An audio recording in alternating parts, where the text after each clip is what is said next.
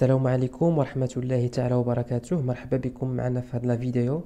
اليوم غادي نشوفوا تصحيح امتحان اللغة الفرنسية لمباراة توظيف الأساتذة بالنسبة للتعليم الابتدائي دورة يناير 2018. نبداو بلا première partie de l'épreuve اللي فيها le texte et que c'est M. Donc نقراو النص بسرعة و après نشوفوا les questions. D'accord? Le père de Charles, ayant fait faillite, décida d'envoyer son fils Charles Grandet chez son oncle, espérant que si son fils épousait sa nièce, il aurait quelque chance de redevenir riche. Monsieur Charles Grandet, beau jeune homme de 22 ans, produisait en ce moment un singulier contraste avec les bons provinciaux que déjà ses manières aristocratiques révoltaient passablement et que tous étudiaient pour se moquer de lui. Ceci veut une explication. À 22 ans, les jeunes gens sont encore assez voisins de l'enfance pour se laisser aller à des enfantillages. Aussi peut-être sur 100 d'entre eux s'en rencontrerait-il bien 99 qui se seraient conduits comme se conduisait Charles Grandet. Quelques jours avant cette soirée, son père lui avait dit d'aller pour quelques mois chez son frère de Saumur. Peut-être M. Grandet de Paris pensait-il à Eugénie.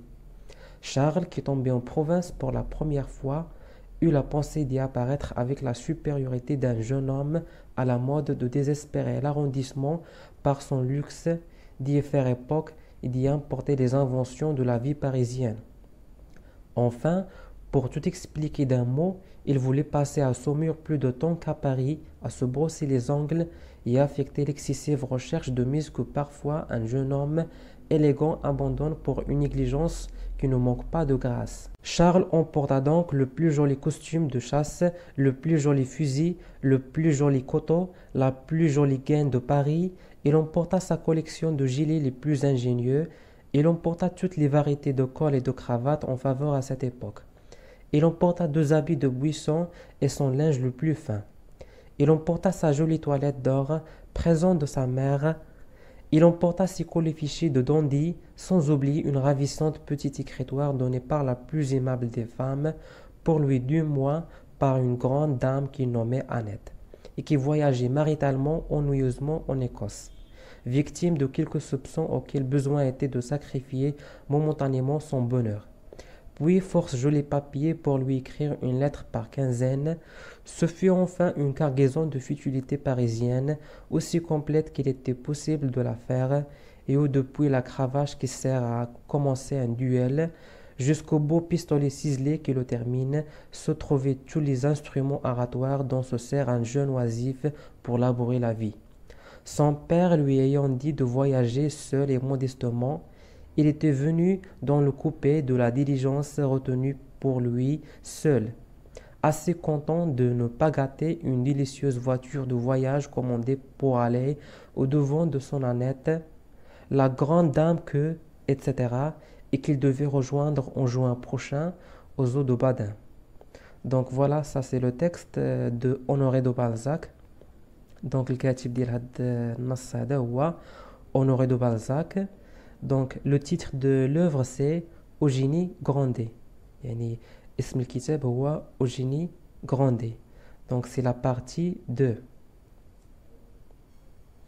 Alors ندوزو الآن les questions de compréhension. Alors نبداو بالمجال الأول اللي هو la compréhension de l'écrit, 12 points. La première question, en tenant compte de la référence du texte, où se trouve cet extrait dans l'œuvre.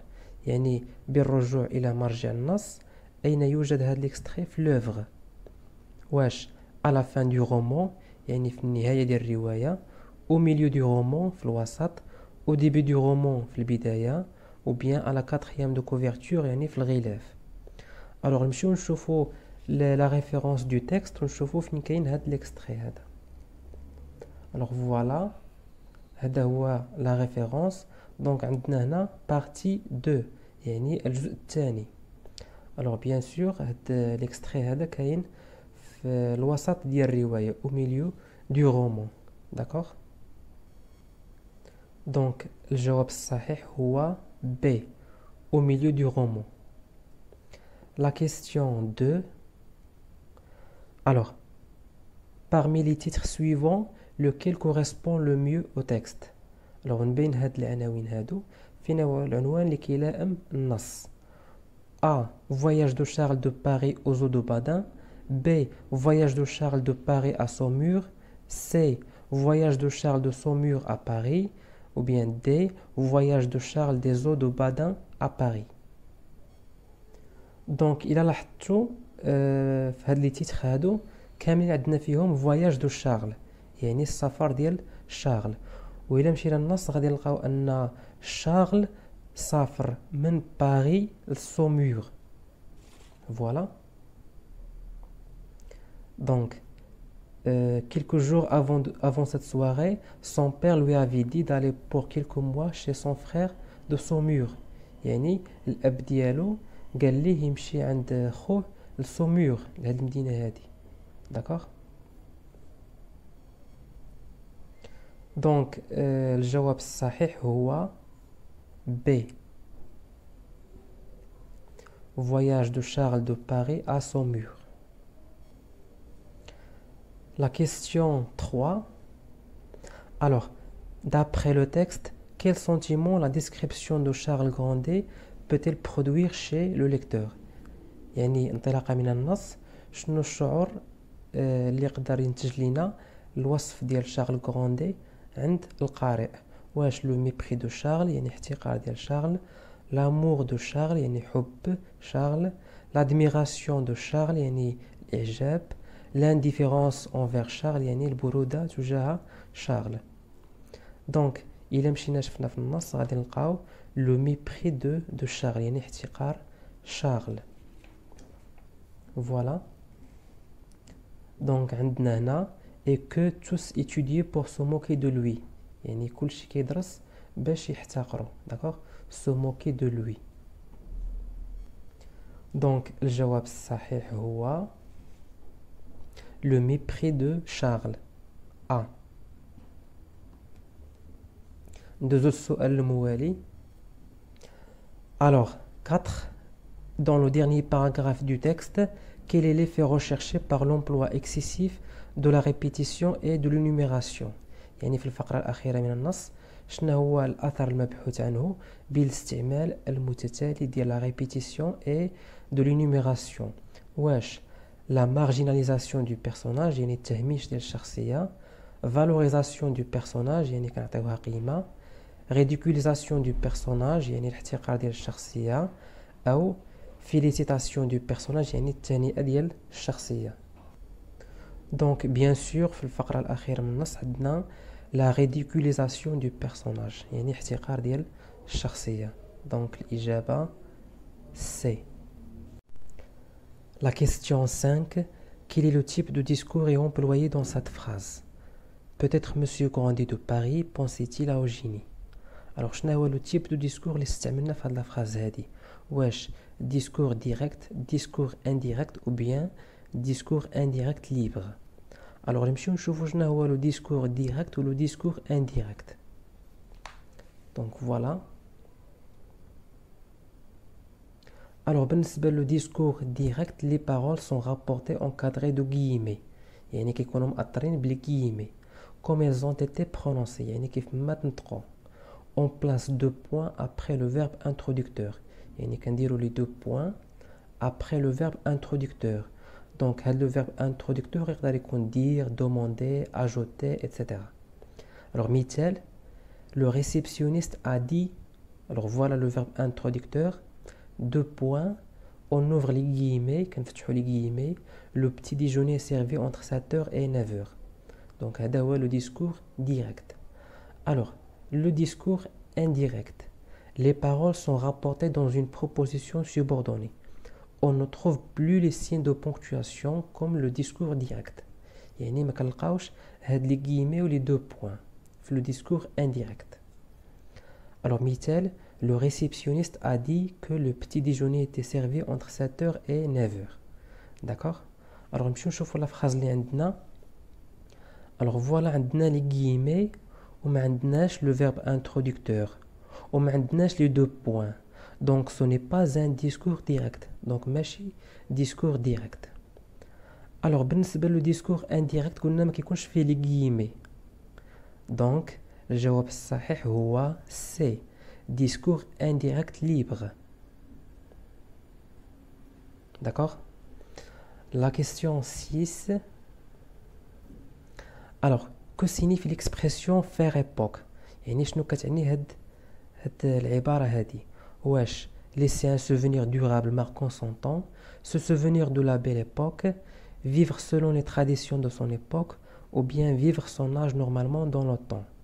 Donc, هاد l'expression هادي إلا مشيتو قلبتو عليها في الانترنت غادي تعطيكم هاد لو شوا هذا. Laisser un souvenir durable marquant son temps. هو الجواب الصحيح.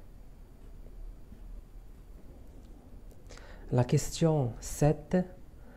Alors, d'après le texte, انطلاقا من النص, quel est le sens de c'est une grande dame? شنو هو المعنى ديال c'est une grande dame?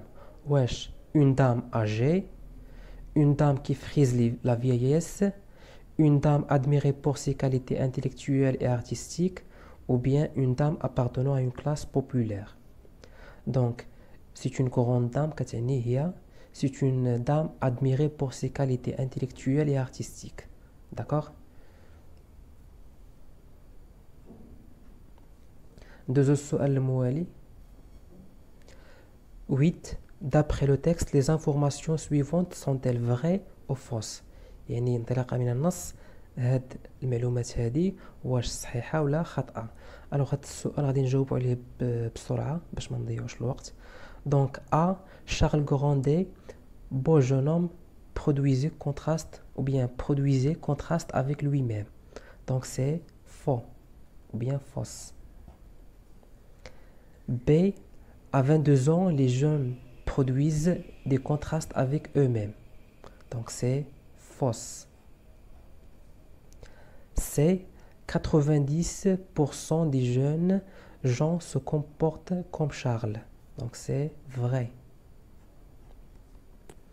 D, alors Charles Grandet voulait passer son temps à tout expliquer. Donc c'est fausse. E, Charles voyage aux eaux de Badin pour rencontrer Eugénie Grandet. Donc c'est faux. Ou bien fausse. F, Charles emporta de Paris une cargaison de futilités. Yani, vrai. Donc c'est une information vraie. G, la mise de Charles Grandet choqua les habitants de Saumur. C'est vrai. Charles Grandet eut un sentiment de supériorité. C'est vrai. D'accord? Alors, ندوزو الآن المجال الثاني اللي هو la langue. 20 points. La question 9. De quel mot l'adverbe maritalement est-il dérivé? يعني من أي كلمة من هاد الكلمات هادو l'adverbe maritalement مشتق. واش ماري, martial, maritime ou bien marin.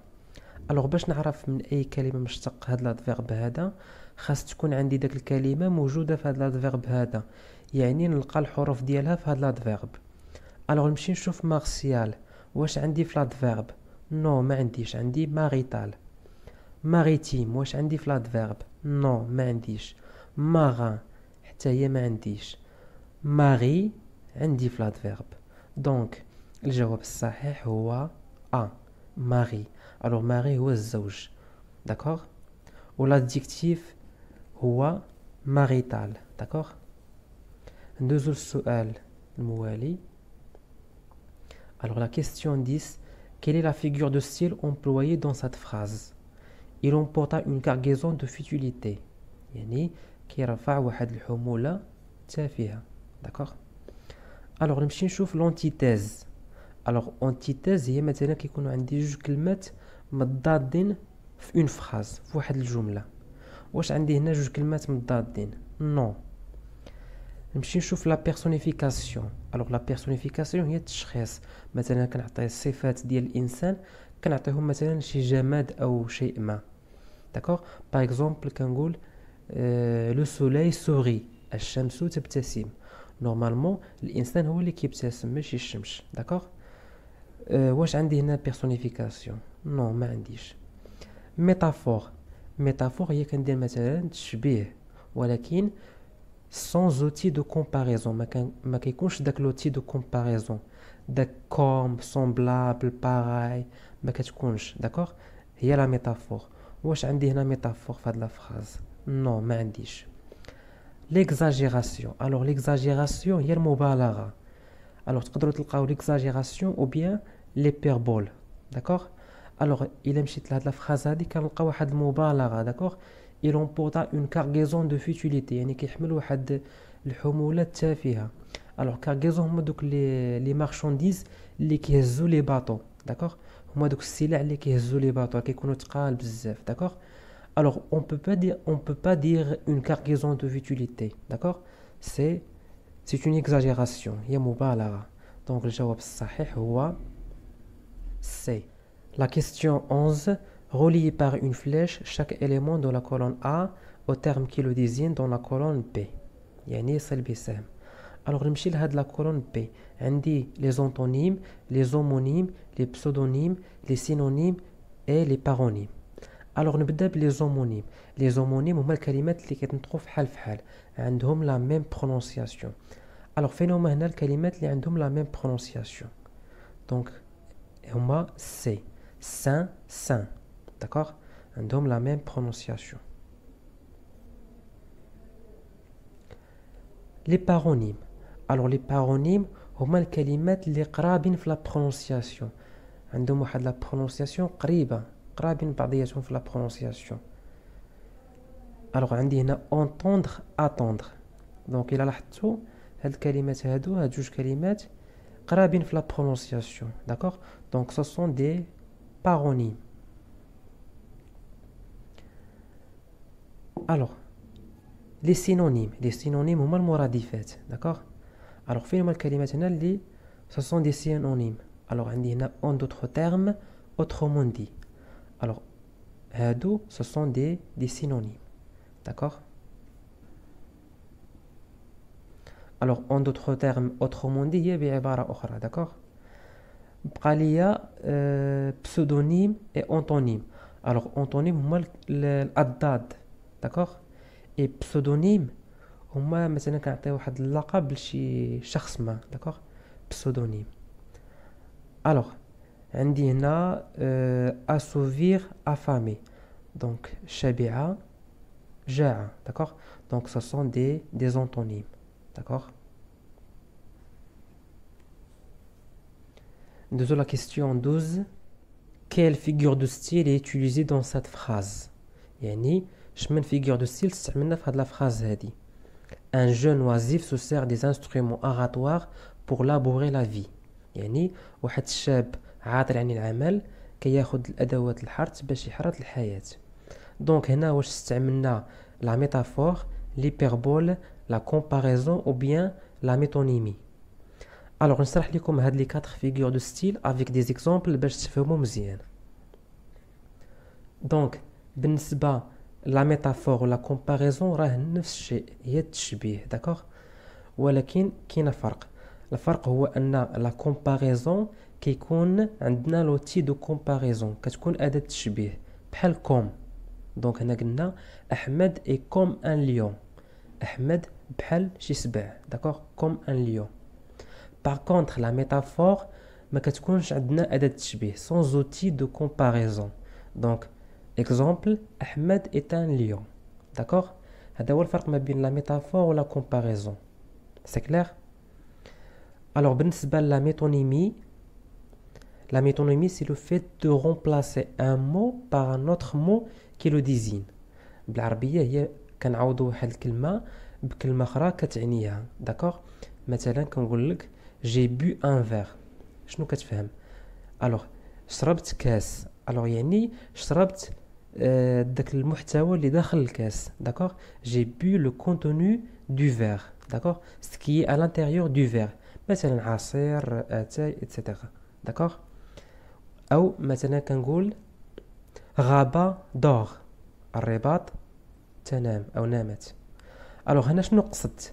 هنا ماشي قصدت لا فيل غابة دور, قصدت لي زابيتون دو لا فيل دورم, يعني السكان ديال المدينة هما اللي نعسوا. داكوغ وبالنسبة l'hyperbole هي l'exagération المبالغة. مثلا كنقول لك je meurs de faim كنموت بالجوع. d'accord هذه c'est une hyperbole مبالغة.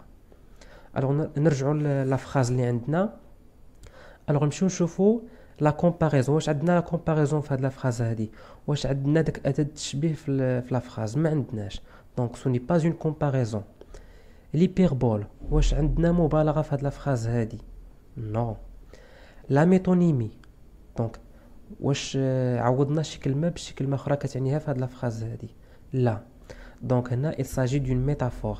درنا واحد التشبيه داكوغ ولكن sans outil de comparaison بلا أداة تشبيه. دونك هنا شبهنا واحد الشاب كيحاول انه يبني الحياة ديالو بواحد الشاب كيحرث الارض. داكوغ سي سا لا signification de la phrase. دونك لا بون ريبونس الإجابة الصحيحة هي A. Deuxième la question suivante. Relié par une flèche chaque mot de la colonne A à son antonyme dans la colonne B. يعني غادي نربطو بسهم ما بين الكلمة والضد ديالها. داكوغ alors emporter. emporter le contraire هو rapporter. داكوغ يعني donc aristocrate يعني aristocratie le contraire c'est populaire شعبي. futilité le contraire c'est importance. alors importance هي أهمية, futilité هي تفاهة. avare avare هو شي واحد مثلا بخيل. d'accord le contraire c'est généreux يعني كريم. La question 14. De quelle comparaison s'agit-il dans cette phrase? Charles emporta le plus joli costume de chasse. Alors, je mets une comparaison dans la phrase هذه. Wesh, l'infériorité, l'absolu, l'égalité ou bien la supériorité. Alors, en fait, il a fait la phrase ما عندناش un comparatif mais plutôt un superlatif. علاش؟ حيتاش le comparatif ما كتكونش فيه هاد le. D'accord? كتكون عندنا juste plus que, moins que ou bien aussi que. D'accord? Alors نمشيو نشوفوا هاد les différents superlatifs اللي عندنا. Voilà. Alors عندنا le superlatif relatif de supériorité, le superlatif relatif d'infériorité وعندنا le superlatif absolu. D'accord? Alors بالنسبة le superlatif relatif de supériorité كيتكون il est formé de le plus plus adjectif plus de. Par exemple, mon vélo est le plus rapide de tous. D'accord? Le superlatif relatif d'infériorité, il est formé de le moins plus adjectif plus de. D'accord? Exemple, mon vélo est le moins rapide de tous. Le superlatif absolu, il est formé d'un adverbe exprimant un degré très élevé. يعني كتكون من واحد l'adverbe اللي كيعبر لينا على واحد الدرجة عالية très élevé. Par exemple كنستعملو très, fort, bien, etc. et d'un adjectif. D'accord? Par exemple, mon vélo est très rapide. Voilà, عندنا l'adverbe très qui exprime un degré très élevé وعندنا plus un adjectif. D'accord? هذا هو le superlatif absolu. Alors في la phrase اللي عندنا le plus joli costume de chasse. Donc عندنا le plus de. Alors إلا مشينا شفنا في هاد les différents superlatifs كنلقاوه هنا le plus de. Alors le plus adjectif plus de. Donc c'est un superlatif relatif de supériorité. D'accord? Donc la bonne réponse c'est D, la supériorité. La question 15. Relié par une flèche chaque nom souligné dans la colonne A à son dérivé adjectival dans la colonne B. Alors voilà le nom souligné. Alors A, exposition de fleurs. Alors le nom souligné. Alors فين هو le dérivé adjectival ديالو؟ واش lacustre, artisanal, floral, manuel, filial. Alors إلا لاحظنا هنا عندنا floral. Donc fleur, floral. Donc le dérivé adjectival c'est floral. B, ces poissons vivent dans le lac. Alors fin عندنا un lac. Donc عندنا 1 lacustre. Donc le dérivé adjectival هو lacustre. L'amour de fils et des filles. Alors fils, fille. Fin عندنا هنا fille ou bien fils. Donc عندنا 5 filial. D'accord? Donc le dérivé adjectival c'est filial. D, travail à la main, yani billet à la main. Donc fin عندنا M, manuel. Voilà. 4. C'est manuel. C'est très facile. Nous avons la question suivante. Alors, de quel type de subordonné s'agit-il dans cette phrase? Les jeunes gens sont encore assez voisins de l'enfance pour se laisser aller à des enfantillages. Alors, wesh عندنا la subordonnée de cause, la subordonnée de but, la subordonnée de conséquence, la subordonnée de concession. Alors, هنا في هذه la phrase هذه عندنا assez pour. وهاد assez pour كتكون في la subordonnée de conséquence. D'accord? Donc الجواب الصحيح هو la subordonnée de conséquence. وإلا شفنا في la phrase قالوا لنا les jeunes gens sont encore assez voisins de l'enfance يعني قراب من الطفولة. Donc la conséquence هو pour se laisser aller à des enfantillages يعني غادي يقوموا بأعمال طفولية. هذا هو la conséquence. La question 17. De quel type de subordonné s'agit-il dans la phrase suivante? Une grande dame qui nommait Annette lui a donné une écritoire. Alors, est-ce qu'il s'agit d'une subordonnée complétive, une subordonnée relative, une subordonnée de cause ou bien une subordonnée de conséquence? Alors, nous la phrase. On dit une grande dame qui nommait Annette lui a donné une écritoire. Alors, nous allons نقسموا هذه la phrase هذه. On dit une grande dame, c'est la proposition principale. Il nommé Annette lui a donné une écritoire, c'est la proposition subordonnée. Ou que c'est un subordonnant. Alors, la proposition subordonnée. Qu'est-ce qu'il complète? Il nommé Annette. Je connais le smith Annette. C'est la dame. Donc, la proposition subordonnée complète la proposition principale ou bien complète le nom dame. D'accord? Alors, il s'agit d'une subordonnée relative. D'accord? La question 18. Alors, relié par une flèche chaque nom de la colonne A à l'adjectif qualificatif qui lui correspond dans la colonne B. Donc, on a dit les noms ou on a dit les adjectifs. Alors, on va le nom robe. Alors, robe, c'est un nom féminin pluriel. Alors, on a l'adjectif féminin pluriel. Donc, on joli, ES. Donc, robe, jolie. D'accord? La ligne. Alors, la ligne, c'est un nom féminin singulier. Alors, on a l'adjectif féminin singulier. Ou droite. Donc, la ligne droite.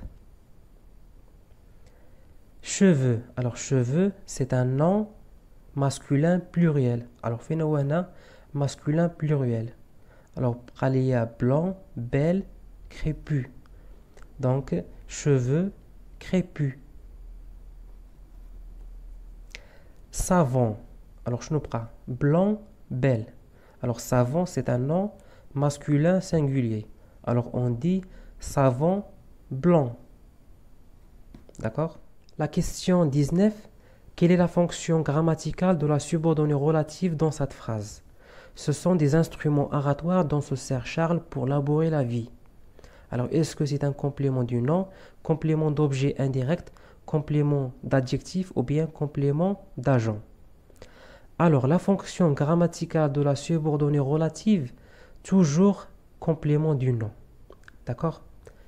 Complète son nom ou bien son antécédent. Alors, son antécédent, ça peut être un nom ou bien un pronom. Alors, on a dit, ce sont des instruments oratoires dont se sert Charles pour labourer la vie. Alors, dont se sert Charles pour labourer la vie, qu'est-ce qu'il y a? Des instruments oratoires. C'est un complément du nom. كون نطلبوا لي la fonction grammaticale du pronom relatif dont غادي نقول complément d'objet indirect ولكن هما طلبوا لي la fonction grammaticale de la subordonnée relative donc c'est un complément du nom. La question 20. Alors quelle est l'écriture correcte du nombre 90 281? Alors A, B, C ou bien D.